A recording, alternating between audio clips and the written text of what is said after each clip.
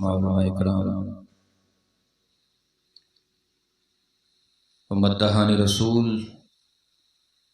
سامعین مجلس، السلام علیکم ورحمۃ اللہ تعالی وبرکاتہ۔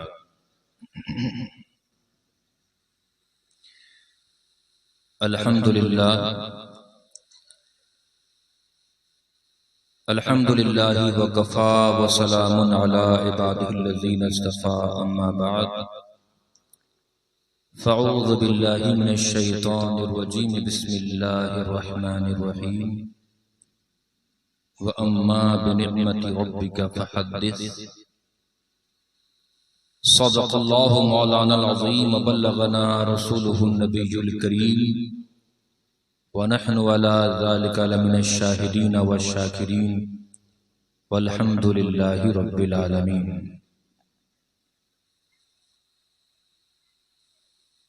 حشر تک ڈالیں گے ہم پیدائش مولا کی دھوم،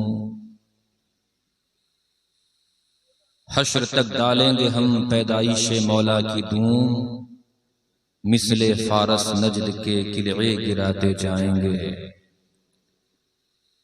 خاک ہو جائیں عدو جل کر مگر ہم تو رضا، دم میں جب تک دم ہے ذکر ان کا سناتے جائیں گے۔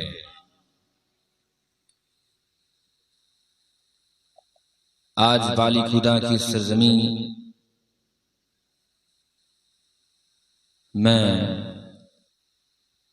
آپ کی بڑی مسجد کے خطیب و امام حضرت حافظ و قاری قاسم صاحب نے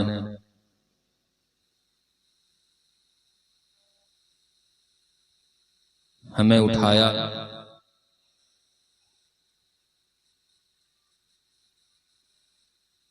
اور اہل بالی خدا کی یہ سعادت مندی ہے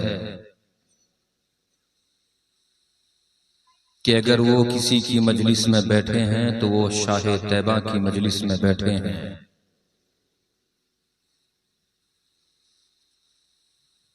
ہم نے جو آیت کریمہ کی تلاوت کی، اس آیت پر بے شمار خطبہ خطابت کرتے ہیں۔ آج ہم نے بھی اسی آیت کو اپنا موضوع سخن بنایا کہ اللہ سبحانہ و تعالی ارشاد فرماتا ہے وَأَمَّا بِنِعْمَةِ رَبِّكَ فَحَدِّثْ، اور تم اپنے رب کی نعمتوں کا خوب چرچا کرو۔ سب سے پہلے نبی اور آل نبی کی بارگاہ میں خراج عقیدت درود پاک کی شکل میں پیش کریں، پڑھیں اللہم صلی علی سیدنا و شفیعنا و حبیبنا و مولانا محمد بارک وسلم، صلو علیہ صلاۃ و سلام علیک یا رسول اللہ صلی اللہ تعالی علیہ وسلم۔ آپ سب نے مل کر جہاں ہم سبوں کو دعوت دی ہے، وہاں آپ لوگوں نے نواسہ مجاہد ملت حضور حبیب ملت حضرت علامہ شاہ غلام محمد صاحب حبیبی صاحب سجادہ خانقاہ حبیبیہ قادریہ، ان کو بھی آپ نے مدعو کیا ہے۔ انشاءاللہ العزیز بس چند منٹوں بعد وہ آپ کے سٹیج پر جلوہ افروز ہوں گے، لیکن اس سے قبل کچھ ہماری بات آپ سماعت فرما لیں کہ اللہ رب العزت اللہ سبحانہ و تعالی نے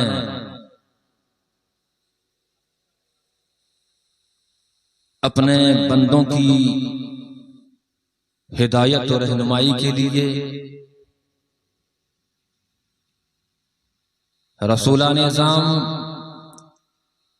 اور انبیاء اکرام علیہم السلام کو مبعوث فرمایا۔ ہر نبی، ہر رسول اپنی اپنی امت کے درمیان رشد و ہدایت کا فریضہ بحسن و خوبی نبھایا۔ اور اپنی امت کو پیار و محبت اور شفقت کا درس دیتے رہے، لیکن 1,24,000 کم و بیش پیغمبران دین تشریف لائے، ان میں سے کوئی ایسا نبی نہیں ملا، ان میں سے کوئی ایسا رسول نہ ملا جو پیدا ہوتے ہی امت کو یاد کیا ہو اور امت کی بخشش کے لیے دعا کیا ہو۔ وہ تو صرف آمینہ کے لال کی ذات ہے، محبوب پروردگار کی ذات ہے، جو آتے ہی اس خاتے گیتی پر آپ نے اپنی امت کو یاد فرمایا اور امت کی بخشش کے لیے دعا فرمائی۔ ہمارے مشفق و مہربان نبی، ہمارے رحیم و کریم رسول آقا کریم صلی اللہ تعالی علیہ وسلم پیدا ہوتے ہی آپ سجدہ کر لیتے ہیں۔ حالت سجدہ میں آپ نے اپنی امت کو یاد فرمایا اور حالت سجدہ میں امت کی مغفرت کے لیے آپ نے دعا فرمائی۔ آپ کی زندگی کے شب و روز امت کی یاد میں گزرا کرتے تھے۔ جس جگہ دیکھیں جبل ثور، غار ثور اور غار حرا میں، شب برات و شب قدر میں، مکہ معظمہ اور مدینہ منورہ میں، مسجد حرام و مسجد نبوی شریف میں، سفر و حضر میں، احد و بدر میں، یہاں تک کہ وفات کے بعد بھی آپ نے اپنی امت کی مغفرت کے لیے دعائیں فرمائی۔ بس اتنا ہی نہیں بلکہ میدان محشر میں اپنے غلاموں کی بخشش کے لیے آپ اس وقت بے قرار ہوں گے، کبھی حوض کوثر میں ہوں گے، کبھی پل صراط کی جگہ میں ہوں گے، کبھی جہاں میزان عمل ہوگا وہاں تشریف فرما ہوں گے، امت کی بخشش کے لیے پریشان ہوں گے، بے قرار ہوں گے۔ یہ میرے آقا کریم علیہ السلام کی شان ہے کہ آپ پیدا ہوتے ہی اپنی امت کو یاد فرمایا آپ نے اور امت کی مغفرت کے لیے آپ نے دعا فرمائی۔ یاد رکھو مسلمانوں، ایسا کریم و رحیم نبی آپ کو ملا ہے جو پیدا ہو کر آپ کی بخشش کو طلب کر رہا ہے۔ وہ نبی کریم علیہ السلام دعائے خلیل بن کر 12 ربیع النور شریف میں صبح صادق کے وقت میں اس خاکے گیتی پر تشریف لائے۔ سبحان اللہ۔ اعلیٰ حضرت نے فرمایا جس سہانی گھڑی چمکا طیبہ کا چاند، اس دل افروز ساعت پہ لاکھوں سلام۔ میرے آقا کریم علیہ السلام کے تشریف لانے پر حضرت آمنہ رضی اللہ تعالیٰ عنہ فرماتی ہیں کہ جس وقت میرے گود میں نبی کون و مکان صلی اللہ تعالیٰ علیہ وسلم تشریف لائے، آپ مکمل آلودگیوں سے پاک تھے۔ عام طور سے کسی کے گھر بچہ پیدا ہوتا ہے گندگی اور آلودگی کے ساتھ پیدا ہوتا ہے، لیکن آقا کریم علیہ السلام کی یہ ذات آپ جب پیدا ہوئے تھے مکمل آلودگیوں سے پاک و صاف تھے، آپ گندگیوں سے پاک و صاف تھے، یہاں تک کہ آپ پاک و صاف طیب و طاہر بن کر پیدا ہوئے۔ سبحان اللہ۔ آقا کریم علیہ السلام کی پیدائش پر حضرت آمنہ رضی اللہ تعالیٰ عنہ فرماتی ہیں جس وقت میری گود میں میرے لال محمد عربی صلی اللہ علیہ وسلم تشریف لائے، آپ کے جسم سے ایسی خوشبو نکلی جس خوشبو سے میرا مکمل گھر معطر ہو گیا، خوشبودار ہو گیا۔ اور میں نے اپنی آنکھوں سے دیکھا جب میرے لال محمد عربی صلی اللہ علیہ وسلم اس خاکے گیتی پر تشریف لائے، آپ آتے ہی آپ کا پہلا کام تھا، آپ سجدہ ریز ہو گئے، سجدے میں چلے گئے، اور حالت سجدہ میں آپ نے اپنی شہادت کی انگلی کو بلند فرمایا۔ حضرت آمنہ فرماتی ہیں میں نے دیکھا میرے لخت جگر کی انگلی، شہادت کی انگلی بلند تھی اور باقی ساری انگلیاں بند تھیں، اور اس وقت میں نے اپنی آنکھوں سے دیکھا کہ میرے لخت جگر نور محمد صلی اللہ تعالی علیہ وسلم سجدہ ریز ہو گئے، اور اپنی انگلی کو بلند کر کے آپ نے یہ اعلان فرما دیا کہ انگلی کو بلند کر کے آپ نے یہ اعلان کیا، لوگوں سنو، یہ انگلی بلند ہو رہی ہے کہ عبادت کے لائق صرف اور صرف اللہ ہی وحدہ لا شریک کی ذات ہے، اللہ کے سوا کوئی عبادت کے لائق نہیں، کوئی معبود نہیں۔ اور آپ نے سجدہ کر کے یہ بتا دیا، جو سجدہ کرتا ہے وہ کسی حالت میں خدا ہو نہیں سکتا، سبحان اللہ، جو سجدہ کرتا ہے وہ کسی حالت میں خدا ہو نہیں سکتا۔ میرے آقا کریم علیہ السلام نے سجدہ کر کے بھی درس دیا، اور اپنی شہادت کی انگلی کو اٹھا کر یہ بھی درس دے دیا کہ اللہ کے سوا کوئی عبادت کے لائق نہیں۔ میرے آقا کریم علیہ السلام نے یہ بھی درس دے دیا کہ میری پہچان اور رب کی پہچان مجھ سے بہتر رب کو نہ کوئی نبی سمجھتا ہے، نہ کوئی فرشتہ سمجھتا ہے، نہ کوئی رسول جانتا ہے، مجھ سے بہتر کوئی نہیں جانتا کہ رب کی حقیقت کیا ہے۔ اور میں اپنی بات بتاؤں، میری حقیقت کیا ہے، میرے رب سے بہتر کوئی نہیں جانتا۔ تب میرے آقا کریم علیہ الصلوۃ والتسلیم نے ارشاد فرمایا، یا ابا بکر لم یعرفنی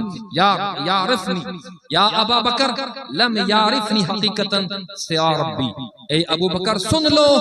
میرے رب کے سوا میری حقیقت کو کوئی بہتر نہیں جانتا۔ سبحان اللہ، میرے رب کے سوا میری حقیقت کو کوئی نہیں جانتا، میں کیا ہوں میرا رب جانتا ہے، رب کیا ہے میں بہتر جانتا ہوں۔ سبحان اللہ، یہ نبی کریم علیہ السلام نے ہمیں درس دیا ہے۔ میرے آقا کریم علیہ السلام کے تعلق سے آپ کہیں گے،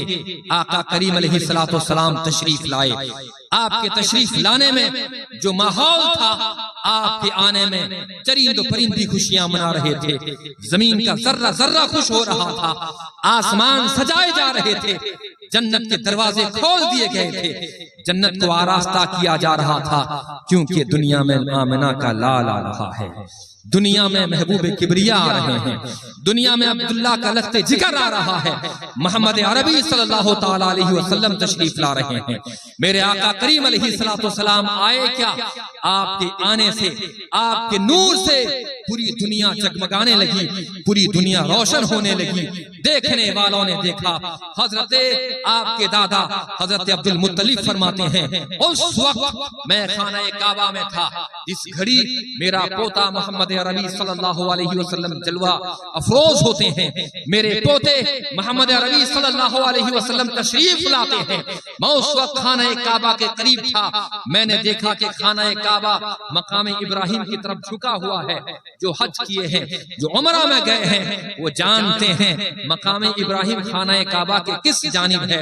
اور مقام ابراہیم کے بعد صفا مروہ کی پہاڑیاں ہیں، ان کے پیچھے اسی سیدھ میں ان کے پیچھے جو مکان ہے، اسی مکان میں ہمارے آقا علیہ السلام تشریف لائے تھے۔ میرے آقا علیہ السلام اسی مکان میں جلوہ افروز ہوئے تھے، اسی مکان کے جانب کعبہ شریف جھکا ہوا تھا۔ حضرت عبد المطلب فرماتے ہیں، میں نے دیکھا ہے جس وقت آمنہ کے گھر میں میرا پوتا محمد عربی جنم لیتے ہیں، میں نے دیکھا کہ اس گھر کی جانب کعبہ بھی جھکا ہوا تھا۔ سبحان اللہ، اور جس وقت اس گھڑی میرے آقا کریم علیہ السلام تشریف لائے،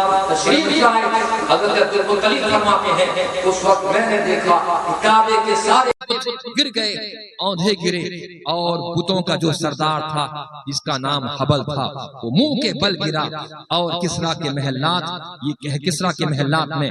زلزلے آ گئے۔ فارس کا آتش کدا جو ہزاروں سال سے روشن تھا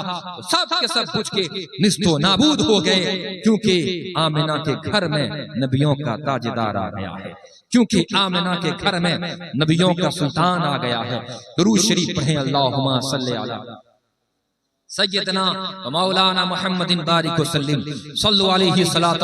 و سلام علیک یا رسول اللہ صلی اللہ تعالی علیہ وسلم۔ حضور اکرم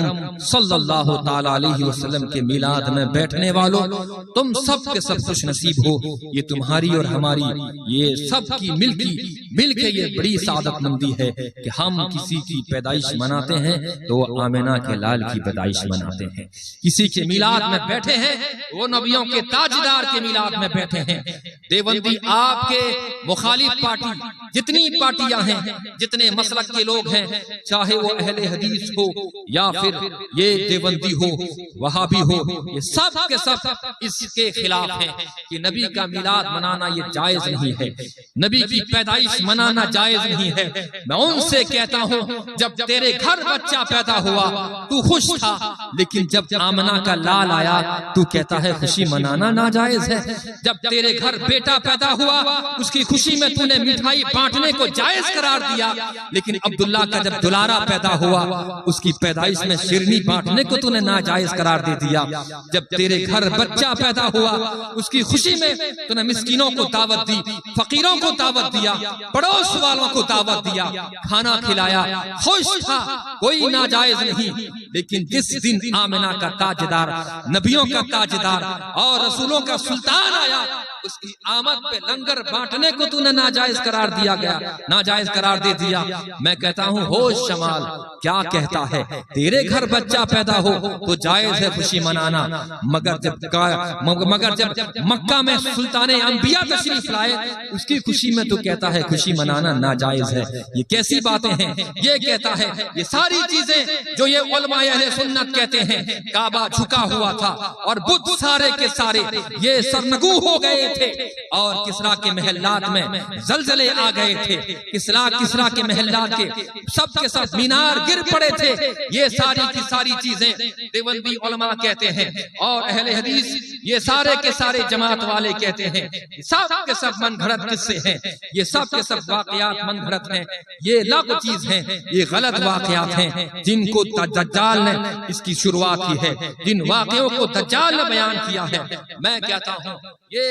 اس صدی کے بہت بڑے مفکر، بہت بڑے محدث حضرت شاہ عبدالحق محدث دہلوی یہ فرماتے ہیں، حضرت جلال الدین سیوطی فرماتے ہیں، اور متعدد مفسرین اور جمہور محققین محدثین کا اس پر اتفاق ہے۔ جب نبی کریم علیہ السلام تشریف لائے اس وقت کعبہ بھی جھکا ہوا تھا، اس وقت کعبے کے بت بھی منہ کے بل گرے ہوئے تھے، اور ان واقعات کو بیان کرنے والے کوئی بریلی کا مسلمان نہیں تھا یا پھر کوئی خانقاہ کا، دوسرے خانقاہ کا، مارہرہ شریف کا کوئی مولوی نہیں تھا، بلکہ ان واقعات کو بیان کرنے والے خود نبی کریم علیہ السلام کے دادا حضرت عبدالمطلب رضی اللہ تعالیٰ عنہ تھے۔ ان کو کیا کہو گے؟ تم کہتے ہو یہ من گھڑت چیز ہے، اس کو بیان کرنے والے خبیث لوگ ہیں اور دجال کا یہ فتنہ ہے۔ میں کہتا ہوں ان واقعات کو بیان کرنے والی خود نبی کریم علیہ السلام کی والدہ ماجدہ حضرت آمنہ رضی اللہ تعالیٰ عنہ ہیں، ان کو کیا کہو گے؟ ان کی زبان ان واقعات کو بیان کرنے والے حضرت عباس رضی اللہ تعالیٰ عنہ جو خود نبی کریم علیہ السلام کے چچا ہیں، ان کے بارے میں تمہارا کیا خیال ہے؟ اگر تم ان کو ناجائز کہتے ہو، ان چیزوں کو ناجائز کا فتویٰ دیتے ہو تو سن لو تمہارے فتوے کے زد میں کتنی بڑی بڑی شخصیتیں آ رہی ہیں، تمہارے فتوے کی زد میں حضرت عبدالمطلب آ رہے ہیں، تمہارے فتووں کی زد میں حضرت آمنہ آ رہی ہیں، تمہارے فتووں کی زد میں حضرت عباس آ رہے ہیں، تمہارے فتووں کی زد میں بہت بڑے بڑے مفکرین آ رہے ہیں، محدثین آ رہے ہیں، بہت بڑے بڑے مفسرین آ رہے ہیں۔ اب کیا کہو گے؟ یہ ناجائز ہے؟ یہ جائز نہیں، یہ بدعت ہے۔ سن لو، نبی کی پیدائش میں میلاد منانا، نبی کی پیدائش میں خوش ہونا، یہ سب کے سب اکابرین کی سنت ہے۔ سنت، سبحان اللہ، یہ ہمارے اکابرین کی سنت ہے، یہ ہمارے بزرگوں کی سنت ہے، بدعت نہیں۔ کیونکہ جب نبی کریم علیہ السلام تشریف لائے تھے، حضرت آمنہ فرماتی ہیں اس وقت جہان کا ذرہ ذرہ خوش تھا، لیکن ایک تھا جو غمگین تھا، رو رہا تھا۔ وہ کون تھا؟ وہ شیطان تھا۔ شیطان تھا جو خوش نہیں تھا۔ آج کے زمانے میں جو خوش ہیں وہ اکابرین کی سنت ادا کر رہے ہیں، جو غم منا رہے ہیں وہ شیطان کی سنت ادا کر رہے ہیں۔ لہذا میں شیطان نہیں بننا ہے، بلکہ مسلمان ہو کر نبی کی محبت کا چرچا کرنا ہے، کیونکہ میرے رب نے فرمایا وَأَمَّا بِنِعْمَةِ رَبِّكَ فَحَدِّثْ، جو ہم نے تمہیں نعمتیں دی اپنے رب کی نعمتوں کا خوب خوب چرچا کرو۔ آپ دیکھو مسلمانوں، اللہ نے ہمیں بہت ساری نعمتیں دی ہیں۔ یہ فرش کے لیے ہمیں زمین دی ہے، اور شامیانے کے لیے ہم نے آسمان دیا ہے۔ زمین پر وہ طاقت دی کہ زمین پر اگر آپ دھان ڈالتے ہیں اس پہ پودے ہوتے ہیں، اور ان پودوں میں بہت سارے دانے اگتے ہیں، ان دانوں سے ہم چاول نکالتے ہیں، ہم کھاتے ہیں۔ زمین پر وہ طاقت دی ہے، اگر آپ گیہوں بوتے ہیں اس پر درخت اور پودے نکلتے ہیں، ان سے گیہوں کے دانے ہم حاصل کرتے ہیں، اس سے پیس کر ہم آٹا نکالتے ہیں۔ طرح طرح کی سبزیاں، طرح طرح کے میوے زمین سے ملتے ہیں۔ اللہ نے ہمیں کیا نہیں دیا ہے، اللہ نے ہمیں کیسی کیسی نعمتیں دی ہیں۔ آپ دیکھو خود، آپ اشرف المخلوقات ہو، آپ انسان ہیں، بہت سارے جانور اللہ نے پیدا کیے، بہت سارے انسان، بہت سارے حیوانات اللہ نے پیدا کیے۔ تمام حیوانوں میں، تمام جانوروں میں سب سے افضل حیوان ناطق یعنی انسان کو پیدا فرمایا۔ آپ اپنی انسانیت پہ دیکھیں، اللہ نے آپ کو ہاتھ دیا ہے، ہاتھ پکڑنے کے کام آتے ہیں۔ اللہ نے آپ کو آنکھ دی ہے، آن کی آن میں آنکھ سے آپ ستاروں کو ملاحظہ فرما رہے ہیں، چاند کو دیکھ رہے ہیں، سورج کو دیکھ رہے ہیں، آسمان کا معائنہ کر رہے ہیں، زمین کے کونے کونے کو دیکھ رہے ہیں۔ اللہ نے آپ کو کان دیا ہے، کان سے دور دراز کی آواز سنتے ہیں۔ اللہ نے آپ کو دل دیا ہے، اللہ نے آپ کو دماغ دی ہے، دماغ سے آپ سوچتے ہیں، فیصلہ کرتے ہیں، کان سے سنتے ہیں، آنکھوں سے دیکھتے ہیں، زبان سے بولتے ہیں۔ یہ اللہ کی بہت بڑی بڑی نعمتیں ہیں جن کی کوئی قیمت ادا نہیں کر سکتا، لیکن انسان سن لے، مسلمان سن لے، یہ ساری نعمتیں ایک طرف ہیں، مگر محبوب کبریا اللہ کی بہت بڑی نعمت یہ ایک طرف ہے۔ اگر محبوب کبریا نہ آتے ہمیں انسانیت نہ ملتی، محبوب کبریا نہ آتے یہ زمین و آسمان نہ بنتے، محبوب کبریا نہ آتے ہمیں سورج و چاند نہ ملتے، یہ ستارے نہ ملتے، یہ زمین کی بہاریں نہ ملتی، ہمیں یہ روشنی نہیں ملتی، کچھ نہیں ملتا۔ یہ سب کے سب یہ جو ملے ہیں یا آمنہ کے لال کا صدقہ ہے، سبحان اللہ، عبداللہ کے دلارے کا صدقہ ہے، یہ ساری چیزیں ہمیں ملی ہیں۔ لہٰذا آپ اپنے آپ پر غور کریں، اللہ نے آپ کو عقل دی ہے، عقل سے سوچا جاتا ہے، سمجھا جاتا ہے، پرکھا جاتا ہے۔ اگر یہ عقل نہ ہو تو آپ بے عقل ہو جائیں گے، پاگل دیوانے کی طرح گھومتے رہیں گے۔ وہ نبی جو اللہ نے ہمارے درمیان اپنے نبی کو مبعوث فرمایا، یہ اللہ کی بہت بڑی نعمت ہے۔ اللہ خود فرماتا ہے میری نعمت کا خوب چرچا کرو۔ جب اللہ کے نبی ہم میں آ گئے، اللہ کی نعمت بن کر ہم چرچا کرتے ہیں، تو اس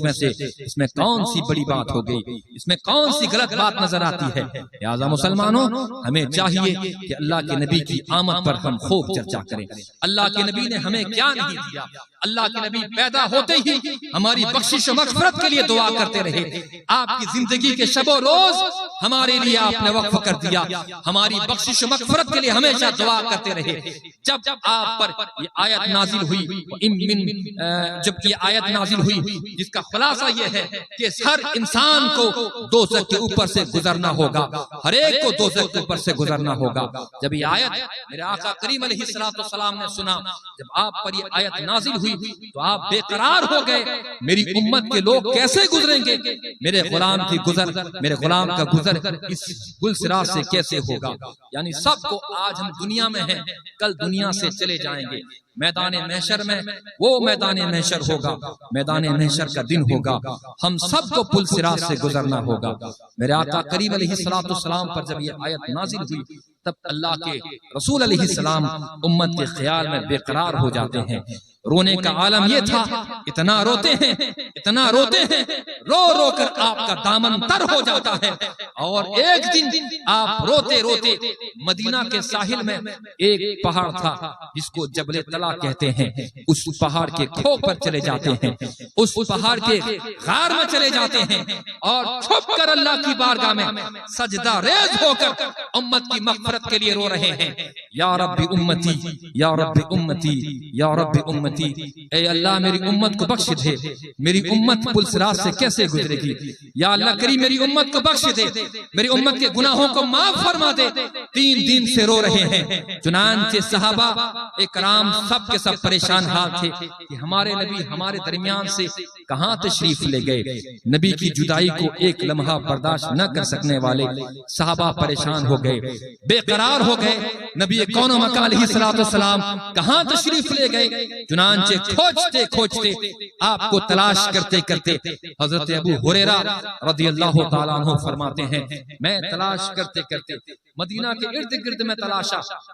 تلاشنے کے بعد جس سے ملاقات ہوتی میری، میں سب سے پوچھتا تم نے میرے آقا کو دیکھا ہے، تم نے اللہ کے نبی کو دیکھا ہے، سب کے سب انکار کرتے۔ آخرکار میں ایک شخص سے ملا، میں نے پوچھا تم نے ہمارے نبی کو دیکھا ہے؟ کہا میں نے تمہارے نبی کو 3 دن پہلے دیکھا تھا، اسی راستے سے گزرے تھے، ان پہاڑیوں کی جانب گئے تھے، اس کے بعد میں نہیں جانتا کہ تمہارے نبی کہاں گئے ہیں۔ چنانچہ حضرت ابو ہریرہ فرماتے ہیں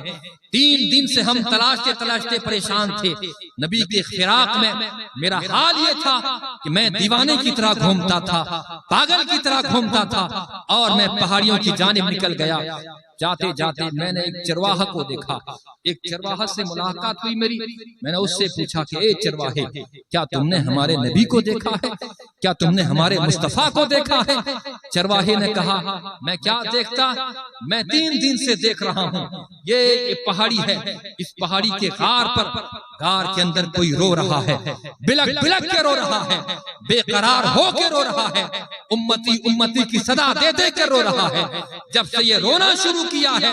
تب سے 3 دن سے میری بکریوں نے چرنا بند کر دیا ہے، کھانا پینا بند کر دیا ہے، میری بکریاں اس غار کی طرف جاتی ہیں تو سر کو جھکا کر جاتی ہیں اور پھر سر کو جھکا کر آتی ہیں، بکریوں نے کھانا پینا چھوڑ دیا ہے۔ میں نے ہمت کی کہ چل کے دیکھیں غار میں کون رو رہا ہے، جب میں ہمت کرتا ہوں میرے پیر پیچھے آ جاتے ہیں، میرے قدم ہیبت و خوف سے پیچھے آ جاتے ہیں، میں جانے کی ہمت کر نہیں سکتا۔ 3 دن سے کوئی رو تو رہا ہے، ہو سکتا ہے آپ کے نبی ہوں، بس صدا یہ دے رہا ہے یا رب امتی یا رب امتی، اے میرے رب میری امت کو بخش دے، اے میرے اللہ میری امت کو بخش دے، میری امت کی مغفرت فرما دے۔ بس حضرت ابو ہریرہ سنتے ہیں، وہاں سے چلنے لگتے ہیں، غار کے منہ کے پاس پہنچ جاتے ہیں۔ پہنچنے کے بعد حضرت ابو ہریرہ رضی اللہ تعالیٰ عنہ نے فرمایا میں نے کیا دیکھا، میں کیا دیکھتا ہوں، نبی کون و مکان صلی اللہ علیہ وسلم سجدہ ریز ہیں، سجدے کی حالت میں ہیں، اور حالت سجدے میں رو رو کر امت کی بخشش کے لیے دعا فرما رہے ہیں، ہم گنہگار کے لیے دعا فرما رہے ہیں، رو رو کر امت کے لیے دعا فرما رہے ہیں۔ ابو ہریرہ عرض کرنے لگے یا رسول اللہ علیہ السلام اپنے سر کو سجدے سے اٹھائیں، آپ کے صحابہ بے قرار ہیں، پریشان ہیں، 3 دن سے آپ یہاں آ گئے، آپ کے صحابہ نے کھانا پینا چھوڑ دیا ہے، آپ کی جدائی میں آپ کے صحابہ نے، آپ کے غلاموں نے کھانا چھوڑ دیا ہے، پینا چھوڑ دیا ہے، آپ اپنے سر کو سجدے سے اٹھائیں۔ چنانچہ یہ خبر مدینہ میں پھیل گئی، حضرت ابو بکر بھی آ گئے، عمر فاروق بھی آ گئے، علی مرتضیٰ بھی آ گئے، عثمان غنی بھی آ گئے، متعدد صحابہ آ گئے، سب کے سب کہنے لگے یا رسول اللہ اپنے سر کو سجدے سے اٹھا لیں، ہم بے قرار ہیں، ہم پریشان ہیں آپ کے دیدار کے لیے، آپ کی زیارت سے ہم پریشان ہیں، آپ کی زیارت سے محروم ہیں 3 دن سے، اے مولا کریم آپ اپنے سر کو سجدے سے اٹھا لیں۔ چنانچہ پھر بھی میرے آقا کریم علیہ السلام ہیں، رب حبلی امتی یا رب امتی یا رب امتی کی دعا ہو رہی ہے۔ آخر میں حضرت سلمان فارسی نے عرض کی کہ صحابہ کو مشورہ دیا کہ جاؤ کوئی جا کر حضرت فاطمہ کو لے کر آؤ، حضرت فاطمہ آئیں گی، اگر حضرت فاطمہ کہتی ہیں، فاطمہ کی بات کو میرے نبی کبھی ٹھکراتے نہیں ہیں، سبحان اللہ، کیونکہ میرے نبی نے کہا کہ میرے دل کے چین کا نام فاطمہ ہے، میرے دل کے قرار کا نام فاطمہ ہے، اگر فاطمہ کہہ دیتی ہیں تو نبی اپنا سر سجدے سے اٹھا لیں گے۔ چنانچہ حضرت فاطمہ کو بلایا گیا، حضرت فاطمہ رضی اللہ تعالیٰ عنہ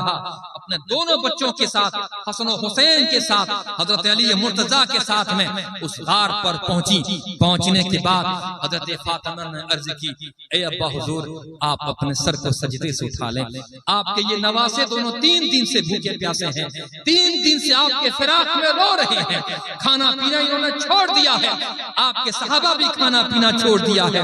آپ کی بیٹی نے بھی کھانا پینا چھوڑ دیا ہے، آپ اپنے سر کو سجدے سے اٹھا لیں۔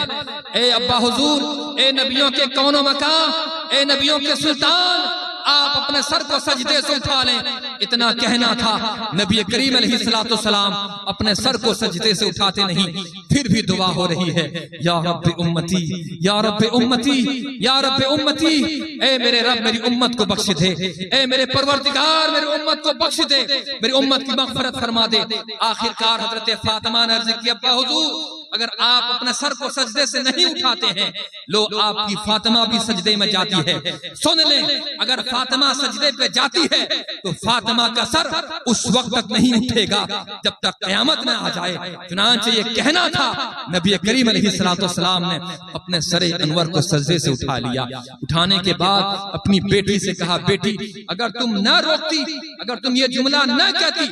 آج میں سجدے سے اس وقت تک سر نہ اٹھاتا جب تک کہ میرا ہر غلام جہنم سے آزاد ہو کر جنت میں داخل نہ ہو جاتا۔ سبحان اللہ، جب تک میرے تمام امت جنتی نہ ہو جاتے، جنت میں داخل نہ ہو جاتے، تب تک میں اپنے سر کو سجدے سے نہ اٹھاتا۔ وہ نبی جو غار میں بھی آپ کے لیے رویا، وہ نبی جو پیدا ہوتے ہی آپ کے لیے رویا، وہ نبی اپنی زندگی بھر آپ کی مغفرت کے لیے روتا رہا، مگر آپ ہیں کہ نبی کے لیے کیا کر رہے ہیں؟ یہ دشمنوں کی جماعت ہے جو نبی کے میلاد کو بدعت کے نام سے جانتی ہے، یہ دشمنوں کی جماعت ہے جو کبھی نبی کے علم پر حملہ کرتی ہے، جو کبھی نبی کے شان پہ حملہ کرتی ہے، جو کبھی نبی کی ذات پر حملہ کرتی ہے۔ میرے نبی تو وہ نبی ہیں جو پیدا ہوتے ہی امت کی مغفرت کے لیے دعا کرتے رہے،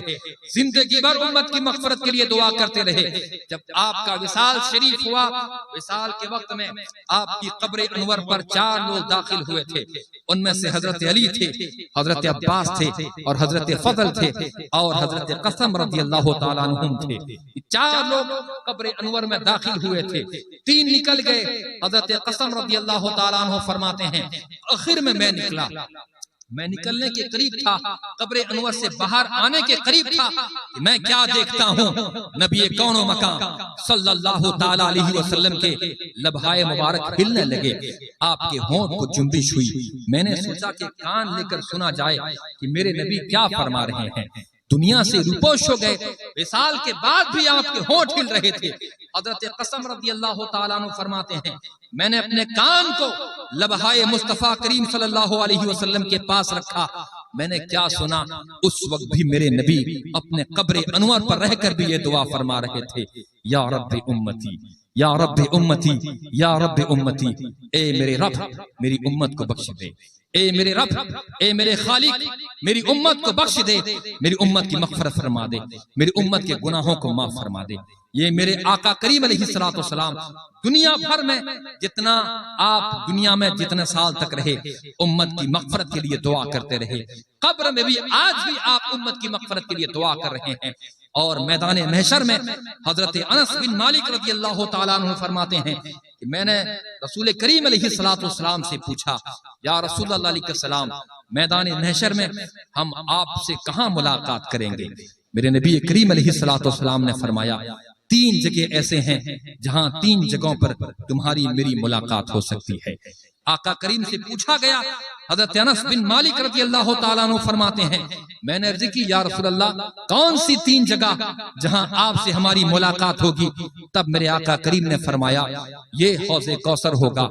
اور حوض کوثر پر تمہاری میری ملاقات ہوگی۔ میں حوض کوثر پر اس لیے موجود رہوں گا کیونکہ جب میری امت پیاسی ہوگی، میدان قیامت میں میری امت پیاسی ہوگی اور پیاس کی شدت اس کو تڑپا رہی ہوگی، میں حوض کوثر میں رہ کر اپنے ہاتھوں سے کوثر کا جام اپنے غلاموں کو پلاتا رہوں گا،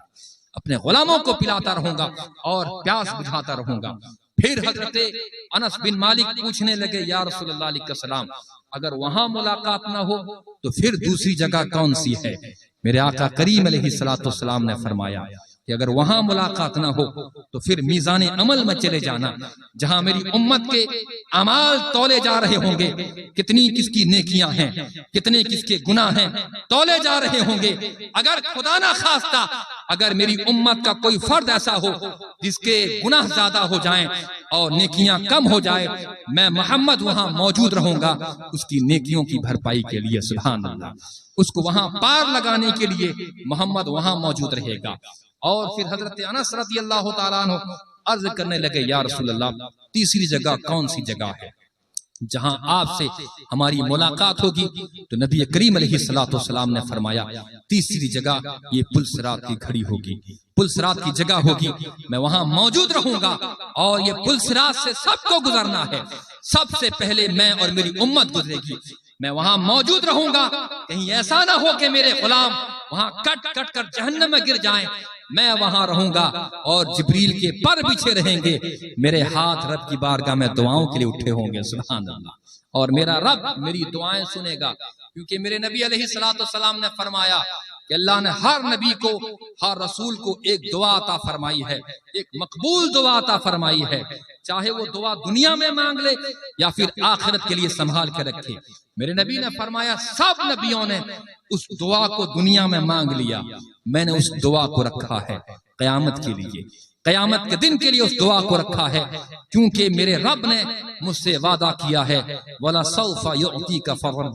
فَتَرْضَىٰ، اے اللہ کے محبوب، اے میرے محبوب، ہم آپ کو اتنا دیں گے کہ آپ راضی ہو جائیں گے۔ اور میں نے اس دعا کو سنبھال رکھا ہے، جب میدان محشر میں میری امت پریشان حال ہوگی، میرے غلام پریشان حال ہوں گے، اس وقت میں اس دعا کو مانگوں گا، اے اللہ تو نے مجھ سے وعدہ کیا تھا، اے اللہ تو نے مجھ سے وعدہ کیا تھا کہ میں تجھے اتنا دوں گا کہ تو مجھ سے راضی ہو جائے۔ آج میری رضا اسی پر ہے کہ یا اللہ میں تجھ سے اور کچھ نہیں، بس میرے غلاموں کی مغفرت طلب کر رہا ہوں، میرے تمام غلاموں کو پل صراط سے پار فرما دے، جنت میں داخل فرما دے۔ سبحان اللہ، یہ آقا کریم ایسا رؤوف و رحیم نبی، ایسا کریم و رحیم نبی آپ کے حصے میں آیا۔ مسلمانوں خوشیاں مناؤ کہ تمہارے نبی کی طرح کوئی نبی بن نہیں پایا، تمہارے رسول کی طرح کوئی رسول بن نہیں پایا۔ تمہارے نبی نے تمہیں کیا نہیں دیا ہے؟ سب کچھ دیا ہے، جو کچھ ملا ہے یہ سب کے سب آمنہ کے لال کا صدقہ ہے، مصطفیٰ کریم کا صدقہ ہے۔ آج جو کچھ ہمیں ملا ہے سب کچھ انہی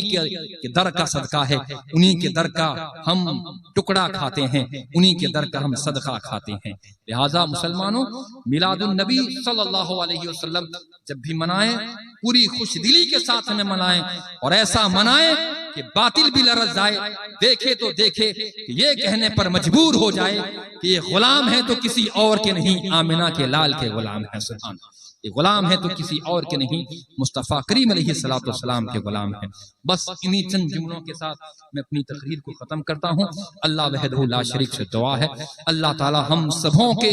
دلوں میں مصطفیٰ کریم کی محبت ڈال دے، ہمیں ایمان اسلام کے ساتھ زندگی گزارنے کی توفیق فرمائے، مصطفیٰ کریم کی شریعت و سنت کے مطابق زندگی گزار کر ہم سبوں کا خاتمہ اسلام پر فرمائے۔ آمین، وآخر دعوانا الحمدللہ رب العالمین۔ السلام علیکم۔